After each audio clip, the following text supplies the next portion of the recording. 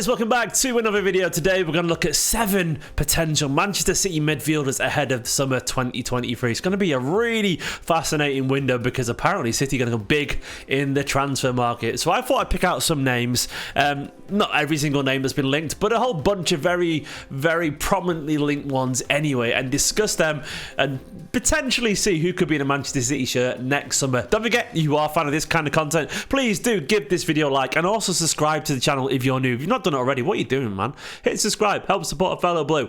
Subscribe to Manchester City content, you know you want to. So before I do this, a quick word from the sponsor. This video is brought to you by NordVPN. Are you looking for a better, safer and more varied experience online? Well, NordVPN might just be for you. Head to nordvpn.com/esteemed company right now to get advantage of a wonderful deal. You can get the 2-year plan for about the price of a cup of coffee per month, absolutely nothing, and get 4 extra months for free. And don't forget as well, there is a 30-day money-back guarantee if it isn't for you. So you've got absolutely nothing to lose whatsoever. Now, why do I use a VPN? Because I want my experience online protected. How often have you been sat in a cafe connecting to a random Wi-Fi network and not knowing who is paying attention to your details? You are open. You are vulnerable. Someone could hack into your laptop, your phone or whatever and get access to all your private personal data, be it your credit cards, be it your emails, all very personal stuff. So you got to protect yourself with a VPN, which is a virtual private network. There are many fun benefits to it as well, safe ones but also fun ones. I personally use it to log into streaming services such as HBO Max in the UK,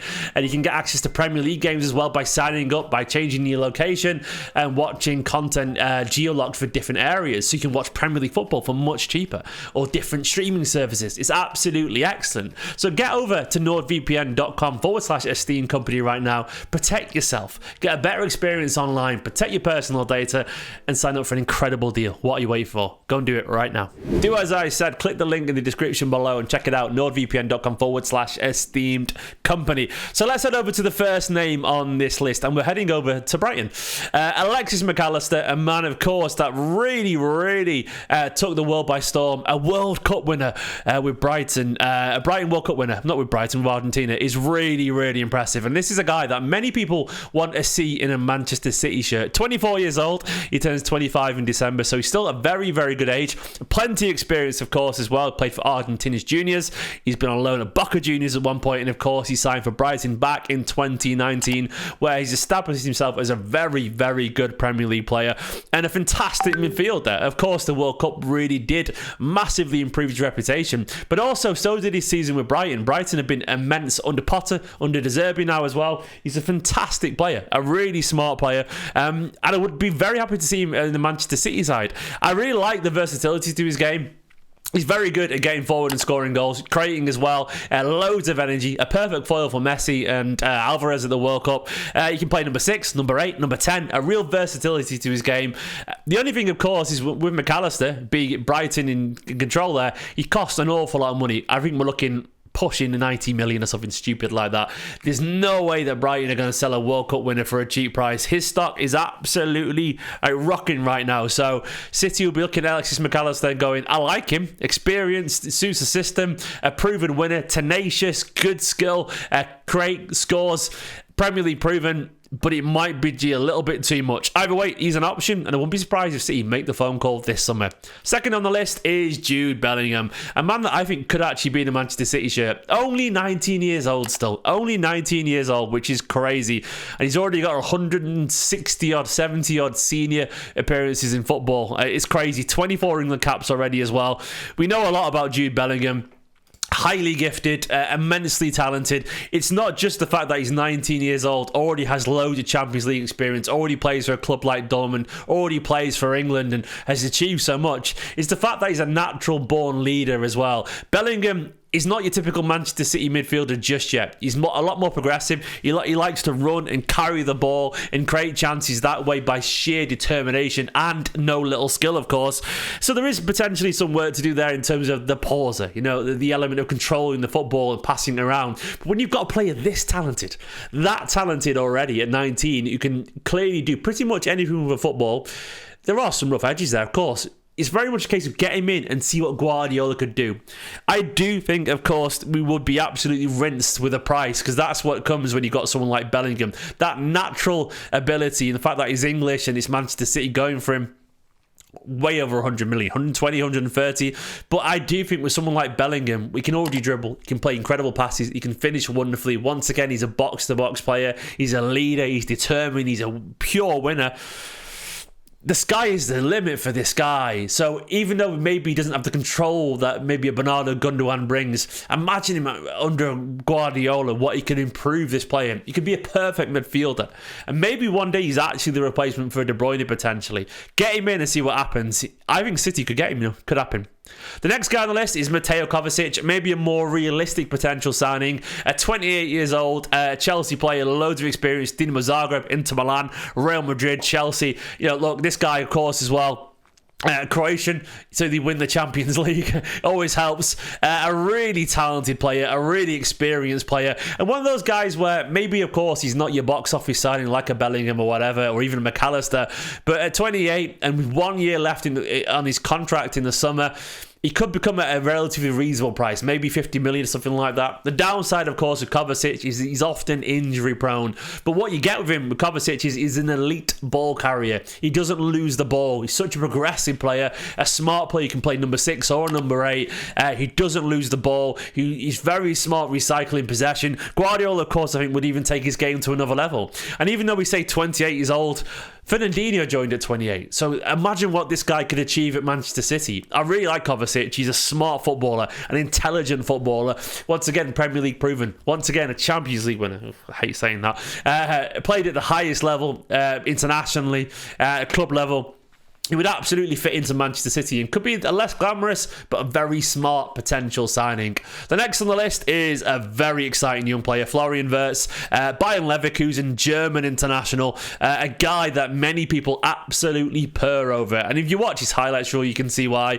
He's very much a number 10 currently, a really incredibly good dribbler and finisher. A little bit to improve here and there, of course, naturally, but he's one of the guys where I'm a big fan personally of getting a number 10, converting him into being number 8 or number 6, as opposed to a number 6 and making the number 10. Because I really like what Guardiola did with De Bruyne and Silva, who were more traditional number 10s, but he made them complete midfielders and added a defensive stability to the game. And the reason I prefer it that way around is because it's really hard to teach creativity to a number 6 who's someone who's more defensively minded. It's easier to make someone defend who's already attack-minded, who has the technical ability, in my opinion. And Florian Wirtz has that incredible technical ability already. The way he glides around the pitch, the way he can just dribble past people and he can sit defenders in their arses and score goals. There's a real elegance to his game, and it's just really nice to watch him. He would cost a lot of money, but he's a superstar in the making, and I like him an awful lot. He could be a very expensive but very wonderful potential footballer. Get him, City. I like Florian Wirtz. Imagine him with Haaland and Alvarez and Foden. Wonderful.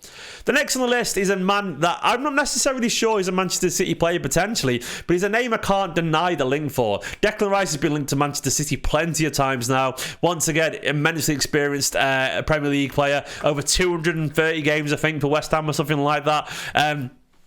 Hugely experienced, 24 years old, a natural box-to-box leader of a player. Now, my only criticism of Rice is, does he have the technical ability to be a Manchester City player? But you could turn around and say, does Bellingham yet?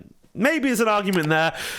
One thing Declan Rice does have is that he has a complete aggression to his game. He's such a naturally gifted box-to-box player. When you've got all those attributes and you can carry the ball so well and you can sweep up so excellently, and he can create as well, he can get forward and bulldozing runs.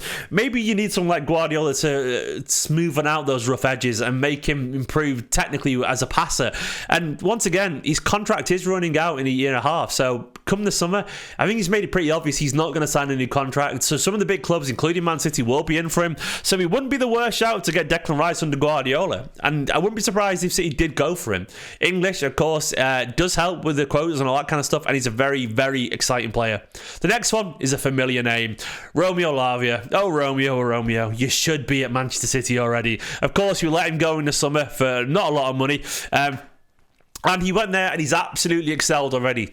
Chelsea apparently are already interested in him, and City apparently been watching and considering activating a buyback clause, which is around 40 million or something like that. Romeo is a fantastic player. I've been watching him for a few years now since he signed for Manchester City, and it was very obvious as a 16-year-old when he first joined from Anderlecht that this guy was going to go to the top. He's a really intelligent footballer, a really progressive passer, and given the fact that he's not attacking midfielder admittedly, but given the fact that City play with a double pivot these days, and maybe Calvin Phillips isn't quite up to it yet, maybe not, we could probably do with someone like Romeo Lavia, a kind of player who could sit alongside Rodri or give Rodri a game off, who could progress the ball so smartly and so incisively. And there's so much potential to his game that he could get better going the other way. So Romeo Lavia, no, I wouldn't complain. He's a fantastic player and one that I've got an awful lot of love for. And a very recent addition to this list is Gabriel Vega, the 20-year-old Celta Vigo attacking midfielder. This kid is exciting. Spanish, and the most interesting thing is, he's got a release clause of around 30 or something million or something like that. If that doesn't scream cheeky Briggenstein to you, what does? 30 odd million, 20-year-old Spanish attacking midfielder with a release clause. Look, sign him up, cheeky. I really like what I've seen of this guy.